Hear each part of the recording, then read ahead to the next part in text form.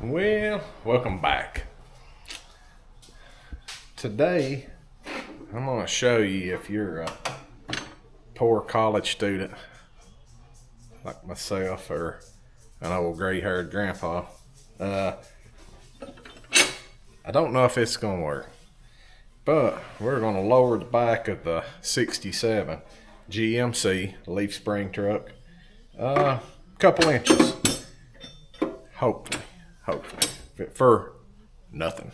I've been looking around, man. Bushings are hard to find, so I'm going to try getting some square body bushings later and putting these, even if I have to turn them down, make me a homemade lathe out of a drill and a grinder. Going to try to put some polyurethane bushings in it. Don't know if it'll work. We're going to try it.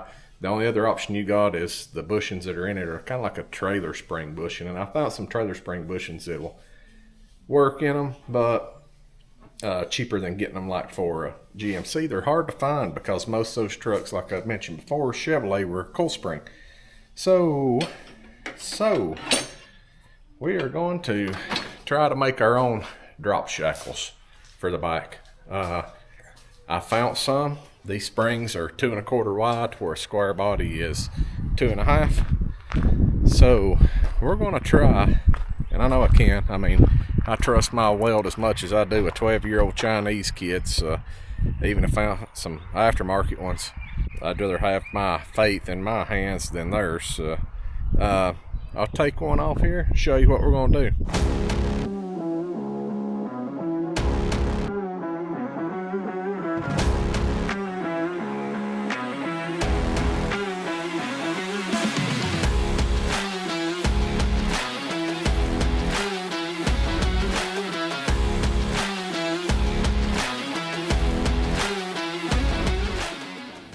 Alright, so I got the old shackle off, and I'm not the first person to do this. Probably won't never be the last, but here's my plan. As long as I can do it and make it look fairly well factory, I'm going to run them. And if it don't work out, then I buy some drop shackles. And if you're wondering why I don't just buy some drop shackles now, these are 2 1/4 inch wide springs, square body, and the 3/4 tons in the 60 to 72 had 2 1/2 inch wide springs. Well, it's harder to find bushings, drop shackles, everything for these narrower springs. So I'm gonna try to extend them. I did find some that for a 2-inch drop that were longer, for the 60 to 72 supposedly said it was. A lot of the ones I looked at when I got to really digging, they were for 2 1/2 inch. So they were for like a 3/4 ton. So I'm gonna just extend my own. So my plan is I'm gonna cut these off right in this area, somewhere's right in here. Gonna cut me a 2-inch piece, the width of this. We're gonna extend this up 2 inches, grind this all to make it look, factory. Then I'm gonna come back in with probably 1.5 inch piece, maybe a 2-inch piece, and box all this back in to strengthen this up. I know it'll work. Back in the 90s, I had a 70 model Plymouth Duster that looked like it had plumber strap for shackles, probably a foot tall, to get the old cowboy rate going on. So I'm gonna get these cut. I'm gonna cut me a piece out of, this is a chunk out of the old frame rail where I shortened the frame. Same thickness, they're both about 3/16. So I'm gonna cut me some plates out of this. No point in throwing it away. So get it cut out, get it tacked up, and see how they're gonna turn out. I think it'll work out pretty good.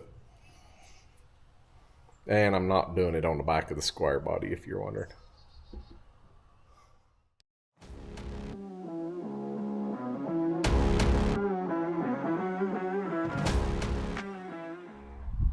Alright, so here's the plan.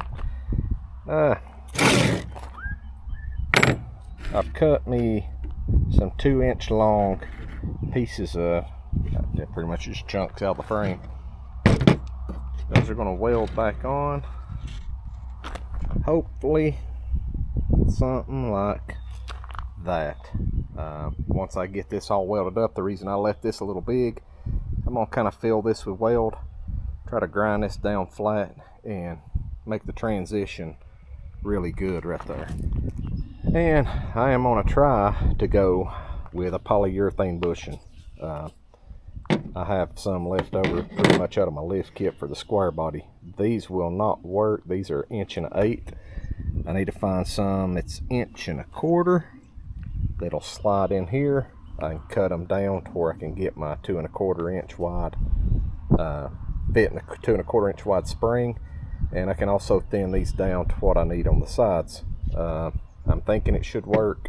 Once I do that, I can cut the sleeve down to fit the 2.25 inch wide spring, and I can go that route and get polyurethane bushings a lot cheaper for a square body 2.5 inch wide leaf spring than I can try to find them for the 2.25. Actually, I can't even find polyurethane bushings for the 2.25 inch spring. So that'll be later once I find some of these. For right now, I just wanted to try the shackles, see if I could get them made and see if it's going to work. I'm pretty sure it'll work. I mean, people's done it before. I'm not the first person, but we're going to try to make them look factory. So get this tack welded up, get this side cut off, get another plate cut, and get this side ready to roll. All right, so I got them welded up. I'm gonna let them cool down for a little bit. Then I'm gonna take the grinder, smooth those welds out, flip it over, clamp it down, and weld those up the other side. Get it, try to keep it as flat as possible. All right, so I got the other side cut. Got me a 2-inch piece laid in there. Got everything kind of beveled a little bit. Get the welder fired up here. Want to make sure everything lines up this way. And like I said, if I'd been thinking, I could have cut this out of one piece, re-drilled a hole, and then when I box this, that weld would be tied in with both of them. Kind of probably what I should have done, but too late now. I'm almost done with this one, so I'm gonna roll with it. All right, I got both sides welded on. Been nice if I had something other than some pitted metal, but you know, it's gonna work. I got 2 3/4, what your factory distance was between them. Everything's pretty well square with it, straight, holes lined up. I kind of test fitted a minute ago. So I'm gonna cut me a plate to plate this and box it on up so it's not like back in the 70s, the old big long shackles just swaying in the wind. So I'm gonna get something cut out, box this in up through here, and get it welded in. All right, I got my piece cut out, and like I said, if I had thought and made this one whole piece and re-drilled my hole, this piece here would have bridged my weld gap down here. It is going to bridge one of them, but it is not going to bridge them both. So we're going to roll with it, because I really don't see that I'm ever going to have an issue with it. So I'm going to get this set up here, get it tacked in, and see how it looks. Alright, so I've got it just tacked into place. The only difference is going to be this pocket was kind of curved in factory on it. I'm not going to have that up here, but I've still got plenty of room to clear my spring eye. But yeah, I mean, other than that, it's looking really good. So drop it like it's hot. Turned out pretty good. Got a little bit of porosity in the welds from welding outside. You can see right there. But it's going to hold. I'm going to just spray some paint on it. Little pro tip here: if you'll spray your paint on right after you get through welding, makes it on there about like powder coat. So guys, they turned out pretty good. Can't tell how much it lowered it yet. I don't have the other side done, but you can tell the other spring guide does not even come to the top of the frame, and you can see about how much over the frame it is right there. So that should drop the back end of it down about 2 inches. Wire brushed this frame rail, sprayed a little bit of paint on it the other day. Just some, you know, that's what I said last year's truck's gonna be rattle can Dan, is going to be the name of it. So I was actually looking for some Krylon spray paint that matches the color of the truck to paint the scars with on the bed. So now I am going to epoxy them. I'm going to make sure everything's sealed up good, but as far as the color, I don't really care. I don't want the truck painted. I don't want it nice. I want it where I can drive it and not have to worry about it getting scratched. Well guys, they are done. I think they turned out really good. Like I said, I don't think they're going to break. I trust my welds more than I do a 12-year-old Chinese kid. So I think they look good. And about 2 inches is all I want to drop the truck. I'm going to go with a pretty big tire in the back, so I don't want it tucked way up in the fender. I think 2 inches is going to be pretty good for what I'm wanting to do. Also, if you watch my son-in-law's the square body, I'm going to do the same thing to the front of it, but I'm not going to do the front until I get my engine set up there and get some mounts built, get some weight on it. I'm going to do new control arm bushings, ball joints, everything on the front end. But I'm going to cut a coil off of it. I know a lot of people say, man, cutting a coil, you're burning it don't ride the same. I've had probably over 100 square bodies, and most of them was 4-wheel drive, but most of the 2-wheel drives I've had have been lowered, and probably 75% of them had a coil cut off, and I cannot tell the difference with one coil. Now you get into 2 coil, you start getting into the progression rating of the spring, you can really tell. But one coil, personally I've never been able to tell the difference. So pretty much I'm doing a 2-inch drop on this truck for nothing, 0. So that's the way I'm gonna go, you know. And there they are. I mean, I think they turned out great. Kind of cloudy out here, but like I said, I didn't grind none of the welds on the plates. I welded in, and if I had it to do over, I was done before I thought of it. When I cut these off, if I had thought, I would have just cut these straps longer, re-drilled my holes, and then the only weld seam I would have had would have been in this area. And by doing that, when you box the inside and replate it, you're catching this piece with this piece. I don't think where I've welded it up here will ever crack, break off. We'll see. We'll see. And like I said, if it does, we'll weld it back together. Well guys, that's going to be it for this video.